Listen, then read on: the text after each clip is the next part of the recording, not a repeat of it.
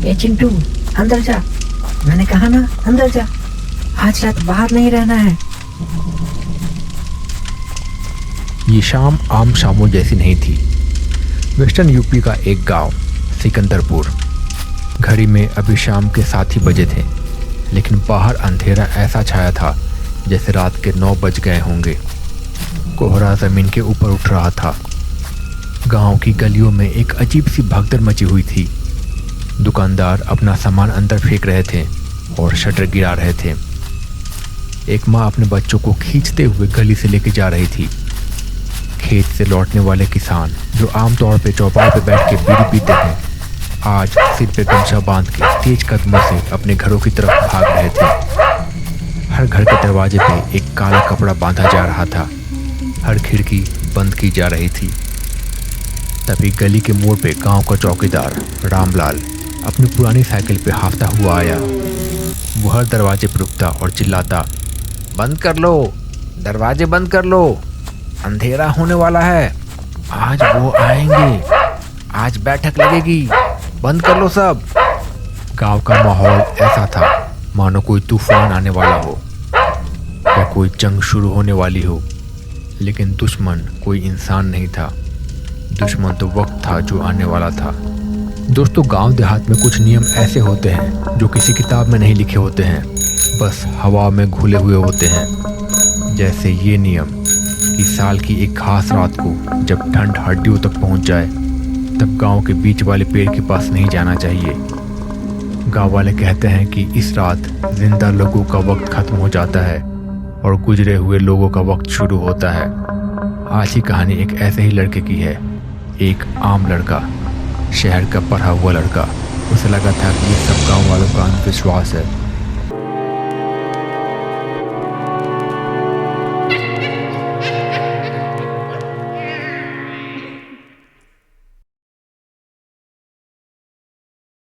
शाम के 7 बज चुके थे। गांव से 2 किलोमीटर दूर मेन रोड पे एक प्राइवेट बस आके रुकी। सूरज, जो दिल्ली से आ रहा था, अपना बैग उतार के नीचे उतरा। वो चिढ़ा हुआ था, यार ये गांव का खटारा बस भी ना कितना झटके देती है। सूरज एक ऑर्डिनरी मिडिल क्लास लड़का था। उसके पिताजी ने गांव भेजा था ताकि वो अपने चाचा जी से जमीन के बंटवारे की बात कर सके और पेपर्स पे साइन ले सके। फैमिली में पैसे की तंगी थी और वो जमीन बेचना बहुत जरूरी था। सूरज का प्लान सिंपल था, रात को चाचा के घर रुको, सुबह साइन लो और पहली बस से वापस दिल्ली। रास्ते के दोनों तरफ पेड़ थे। कोहरा इतना घना था कि कुछ भी दिखाई नहीं दे रहा था। चलते चलते सूरज को महसूस हुआ कि कुछ गड़बड़ है। आमतौर पे गांव के रास्ते पे कोई ना कोई मिल जाता है, कोई ट्रैक्टर या कोई बैलगाड़ी, पर आज रास्ता बिल्कुल वीरान था। सन्नाटा इतना गहरा था कि उसे अपने कदमों की, अपने जूतों की आवाज डराने लगी थी। तभी कोहरे को चीरते हुए कोई सामने आया। वो रामलाल चौकीदार था। वो अब साइकिल पे नहीं था, पैदल भाग रहा था, हाथ में लाठी लिए और एक इमरजेंसी लाइट लिए। उसने सूरज को देखा और चौंक गया। कौन है वहाँ? अरे बाबा, मैं सूरज, रामदीन का भतीजा, दिल्ली से आया हूँ। रामलाल ने सूरज को पहचाना नहीं। बाबू, तुम कौन हो इससे फर्क नहीं पड़ता, बस यहाँ से भागो। गांव में घुसते ही पहले घर में छुप जाना, सड़क पे मत घूमना। क्यों, कोई डाकू है क्या या कोई कर्फ्यू लगा है? बाबू, डाकू आते तो तुम लड़ लेते। आज अमावस्या है, आज बड़े लोग आएंगे, आज बैठक लगेगी। अगर उन्होंने तुम्हें देख लिया तो साथ लेके जाएंगे। जाओ, भागो। रामलाल वहां रुका नहीं, वो अंधेरे में गायब हो गया, चिल्लाता हुआ, जागते रहो, जागते रहो, पर बाहर मत निकलो। सूरज वहीं खड़ा रहा, हैरान। उसने सोचा, ये गांव वाले और इनकी नशा करने की आदत, जरूर कोई लोकल त्योहार होगा जिसमें ये लोग आउटसाइडर्स को अलाउ नहीं करते। वो सर झटक के आगे बढ़ गया। सूरज गांव में दाखिल हुआ। गलियां सुनसान थी, हर घर में अंधेरा था, बस किसी किसी खिड़की में धुंधली रोशनी आ रही थी। वो अपने चाचा के घर पहुंचा। चाचा जी, दरवाजा खोलो, मैं सूरज। कोई जवाब नहीं आया। सूरज ने फिर से दरवाजा खटखटाया। चाचा जी। अचानक दरवाजा झटके से खुला। चाचा जी ने बिना कुछ बोले सूरज को अंदर खींच लिया। उन्होंने तुरंत दरवाजा बंद कर दिया। एक बड़ा सा लोहे का बोल्ट लगाया, फिर एक लकड़ी का डंडा दरवाजे के पीछे फंसा दिया। घर के अंदर चाची जी और उनके बच्चे कोने में दुबक के बैठे थे। सूरज ने गुस्से में कहा, ये क्या बदतमीजी है चाचा जी, और ये पूरा गांव मरघट क्यों बना हुआ है? मुझे बस पेपर साइन करवाने हैं। आवाज नीचे सूरज, पेपर को आग लगा। तुझे अंदाजा भी है तू किस वक्त गांव आया है? आज रात बैठक लगती है। गांव के पुराने पीपल के नीचे मुर्दों की पंचायत लगती है। सूरज ने अपना बैग बिस्तर पे फेंका। काका बस कीजिए, मैं 21वीं सदी का लड़का हूँ। भूत प्रेत सब कुछ नहीं होते, आप बस साइन कर दो, मैं कल सुबह सुबह चला जाऊंगा। चाचा जी ने उसे घूरा। यही दिक्कत है तुम शहर वालों की, तुम्हें लगता है कि दुनिया वही है जो स्क्रीन पे दिखती है। आज रात अगर पेशाब करने भी जाना हो तो कमरे से बाहर मत निकलना, चाहे कोई भी आवाज आए बाहर मत जाना, बस इतना मान लो मेरी बात। फिर उस रात उन्होंने सूरज को खाना दिया और एक कमरे में बंद कर दिया और कहा कि सो जाओ। रात के 12:30 बज गए। सूरज को नींद नहीं आ रही थी, जमीन के पेपर का टेंशन था और कमरे में घुटन हो रही थी। घर में सब लोग सो गए थे या शायद डर के मारे चुप थे।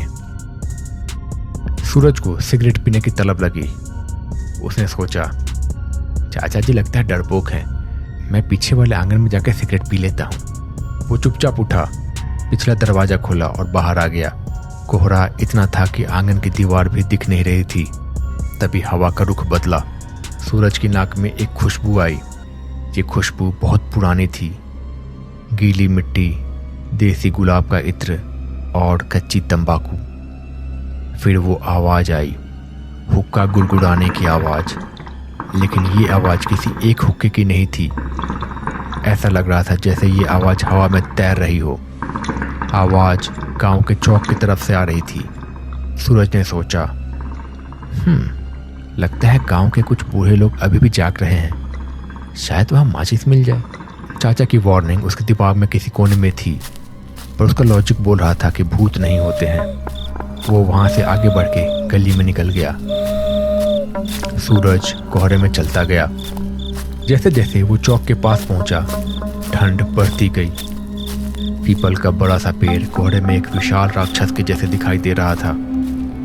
पेड़ के नीचे उसे एक नीली रोशनी दिखाई दी। वहां 5 कमरे की बैठक लगी हुई थी, एक गोल घेरे में। उनमें से 4 पे लोग बैठे हुए थे। सबने सफेद कुर्ता और धोती पहनी थी और सिर पे पगड़ी थी। वो लोग बिल्कुल शांत बैठे हुए थे। हवा चल रही थी पर उनके कपड़े हिल नहीं रहे थे। सूरज थोड़ा हिचकिचाया और फिर बोला, बाबा राम राम, माचिस मिलेगी क्या? सूरज की आवाज सुनते ही चारों ने एक साथ गर्दन मोड़ी। सूरज की सांसें अटक गई। वो चेहरे वो इंसानी नहीं थे। उनकी चमड़ी सूखी हुई चमड़े जैसी थी। उनकी आंखें सफेद, एकदम सफेद कांच की जैसी थी। लेकिन सबसे डरावनी बात यह थी कि सूरज उन्हें पहचानता था। पहला आदमी गांव का पुराना सरपंच था जो 10 साल पहले मर चुका था। दूसरा आदमी पंडित जी, जिसके बारे में सूरज की फैमिली ने उसे बताया था। और तीसरा आदमी, सूरज का गला सूख गया। वो तो उसके अपने दादाजी थे। वही दादाजी जो सूरज को गोद में खिलाते थे, जो सालों पहले मर चुके थे। पर उनका चेहरा आज बहुत ही बेरहम और ठंडा लग रहा था। सूरज चीखना चाहता था पर मुंह से आवाज नहीं निकली। उसने भागने के लिए पैर उठाया पर जमीन से चिपक गया था। दादाजी ने अपना सूखा हुआ हाथ उठाया और 5वीं बैठक की तरफ इशारा किया। वो बैठक खाली थी। वहां पे एक हुक्का रखा हुआ था जो अपने आप जल रहा था। सूरज के दिमाग में एक आवाज गूंजी। ऐसा लग रहा था जैसे वो लोग उसके दिमाग में बोल रहे हों, हम तेरा ही इंतजार कर रहे थे सूरज। आजा, बैठक पूरी कर। सूरज रोने लगा। दादाजी, दादाजी, मैं सूरज, मुझे जाने दो दादाजी, मुझे छोड़ दो। चारों बुजुर्गों ने एक साथ कहा, जो बैठक में आता है वो हिस्सा बन जाता है, यही नियम है। सूरज को लगा जैसे कोई अदृश्य रस्सी उसे खींच रही हो। वो घसीटता हुआ उसी बैठक पे जा पहुंचा और वहीं पे वो जाके बैठ गया। दादाजी ने हुक्के की पाइप आगे बढ़ाई। एक कश लगा ले बेटा, थकान दूर हो जाएगी। सूरज का हाथ अपने आप उठा। उसने पाइप मुंह से लगाई। जैसे ही उसने खींची, धुआं अंदर नहीं गया, बल्कि सूरज के अंदर से कुछ बाहर निकलने लगा। एक चमकती हुई सफ़ेद रोशनी, उसकी जवानी, उसकी जिंदगी। वो रोशनी पाइप के जरिए उन चारों बुजुर्गों में जाने लगी। सूरज ने देखा कि उसके हाथ जो अभी जवान थे वो सिकुड़ने लगे। उसकी खाल सिकुड़ने लगी थी। उसके बाल सफ़ेद होकर गिरने लगे। वो एक ही पल में 25 से 95 का हो गया था, ऐसा लगने लगा। और वो चारों बुजुर्ग, उनके चेहरे भर गए। झुर्रियाँ गायब हो गई, आंखों में चमक आ गई। वो जवान हो गए। उन्होंने सूरज की जिंदगी बांट ली थी। अगली सुबह हुई। कोहरा छट गया। चाचा जी और गांव वाले पीपल के पेड़ के पास भागे। वहां जमीन पे लाश पड़ी थी। कपड़े सूरज के थे, लेकिन शरीर एक 100 साल के बुढ़े का था। हड्डियां दिख रही थी। चेहरा सूख के काटा हो गया था। उसी सुबह गांव के बस स्टैंड पे 4 नौजवान लड़के खड़े थे। वो दिखने में हैंडसम और सेहतमंद लग रहे थे, लेकिन उनके कपड़े पुराने जमाने के थे, कुर्ता पैजामा। जब बस आई तो वो चारों लोग हंसते हुए चढ़े। उनमें से एक लड़का, जो अब सूरज की जवानी ले चुका था, पलट के गांव की तरफ देखने लगा।